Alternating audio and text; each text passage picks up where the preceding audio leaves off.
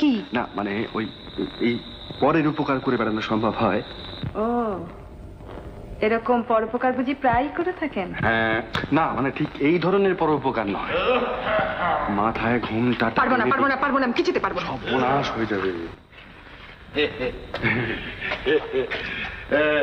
লণ্ঠনটা এইখানে রইল মা লক্ষ্মী।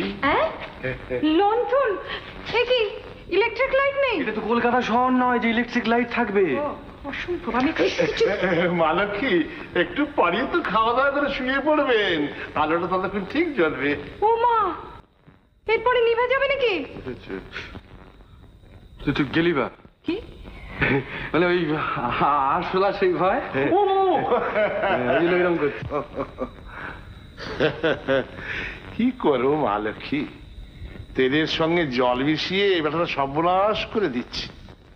আগে শুনতুম যে তেল